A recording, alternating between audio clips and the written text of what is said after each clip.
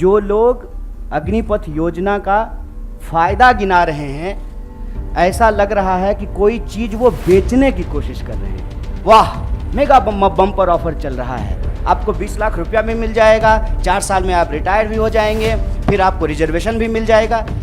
इस भाषा की मानसिकता को समझने का प्रयास कीजिए। ऐसा लगता है कि रेलवे स्टेशन के बाहर कोई चूहा मारने की दवा बेच रहा हो। मैं भारतीय राष्ट्रीय कांग्रेस का एक साधारण कार्यकर्ता हूँ, उसके साथ साथ मैं बिहार का रहने वाला हूँ। शायद ये पहला मौका है कि मैं आप तमाम लोगों के सामने स्पष्ट तरीके से यह बात रखना चाहता हूँ कि मैं ऐसे परिवार से आता हूँ, हमारे परिवार में रिश्तेदारी में 16 लोग आर्म फोर्सेस की नौकरी करते हैं। मैं ऐसे परिवार से आता हूँ जिसको शहीद का परिवार कहा जाता है। इंसर्जेंसी में हमारे एक भाई की शहादत हुई है, उन्होंने अपना सर्वोच्च बलिदान दिया है।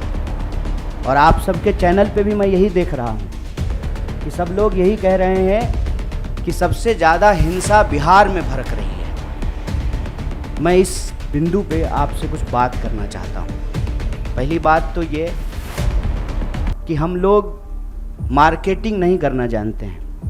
हमको लगता है कि सेना का, देश के सर्वोच्च सम्मान का, ये मार्केटिंग करने का चीज़ नहीं है। लेकिन आप एक एक मंत्रियों का बयान सुन करके देख लीजिए। जो लोग अग्निपथ योजना का फ़ायदा गिना रहे हैं, ऐसा लग रहा है कि कोई चीज़ वो बेचने की कोशिश कर रहे हैं। जैसे सेल्समैन की भाषा होती है ना, वाह, मेगा बम्पर ऑफर चल रहा है, आपको 20 लाख रुपया भी मिल जाएगा, 4 साल में आप रिटायर भी हो जाएंगे, फिर आपको रिजर्वेशन भी मिल जाएगा। इस भाषा की मानसिकता को समझने का प्रयास कीजिए। ऐसा लगता है कि रेलवे स्टेशन के बाहर कोई चूहा मारने की दवा बेच रहा हो। साहब, आप मंत्री हैं, आप सबसे पहले देश की जनता को ये बताइए कि इस योजना की जरूरत क्या है।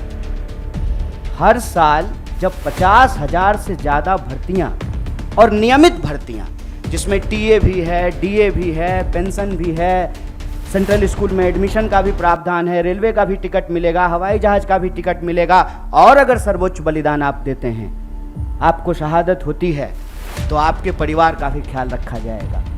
इन तमाम बातों को छोड़ करके मंत्री कह रहे हैं कि आपको 20 लाख रुपया मिल जाएगा इस उम्र में। ये वही भाषा नहीं है कि प्रधानमंत्री जी बोले थे कि काला धन वापस आ जाएगा तो आपके खाते में 15 लाख रुपया मिल जाएगा। मिल गया क्या 15 लाख रुपया? जिस खाते में 15 लाख रुपया मिलने वाला था ना, उसी खाते में 20 लाख रुपया भी मिलेगा। इस मानसिकता को समझने की ज़रूरत है, और इसीलिए हम लोग इस योजना की ज़रूरत पे सवाल उठा रहे हैं। जब देश में एक नियमित भर्ती प्रक्रिया है, 2014 में देश बना है, उससे पहले क्या आर्मी में लोग बहाल नहीं होते थे? क्या हमारे पास जो एक प्रक्रिया नहीं थी, उस प्रक्रिया को खत्म करने का कारण क्या है? तब सरकार के कुछ दावे बताए जा रहे हैं। दावा क्या है? दावा ये है कि हम चाहते हैं कि हमारे देश के नौजवानों को रोजगार मिले। ये तो आप चाह रहे हैं, ये आप वादा भी कर चुके हैं कि हर साल आप 2 करोड़ नौकरी देंगे।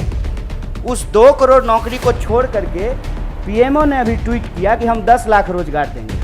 साहब, अगर आप रोजगार देने के लिए सीरियस होते, 28 लाख पोस्ट जो हैं वो सिर्फ सेंट्रल गवर्नमेंट में रिक्त पड़ा हुआ है, और आप स्टेट गवर्नमेंट में जाकर के देख लीजिए, भर्तियां नहीं की जा रही है। हकीकत क्या है? हकीकत ये है कि ये असली बात देश की जनता से छुप से भारतीय राष्ट्रीय कांग्रेस की तरफ से यह अपील करना चाहता हूं कि ये कोना कोना कौन कोना सोतली पुतो कोना खेलना बंद कीजिए। आप हकीकत में बताइए कि रियलिटी क्या है। क्या आपने विपक्ष को पूछा? आपने विपक्ष को पूछा कि हम कोई योजना ला रहे हैं? आपने कोई पार्लियामेंट्री कमेटी की मीटिंग की? या आपने नौजवानों को पूछा कि हम आपका भलाई करना चाहते हैं किसानों की तरह, और नौजवान कहते हैं कि हमको ये भलाई नहीं चाहिए? इस मनोदशा को समझिए साहब। हम ऐसे गांव से आते हैं, ऐसे इलाके से आते हैं, कोई ऐसा साल नहीं गुजरता है साहब कि हमारे इलाके में कोई शहादत ना हुई हो। हमारे इलाके में लोगों के पास महज नौकरी नहीं है सेना। हम जानते हैं इस बात को। जब किसी परिवार में किसी बच्चे को सेना की नौकरी मिलती है पूरे इलाके में उनका सम्मान होता है।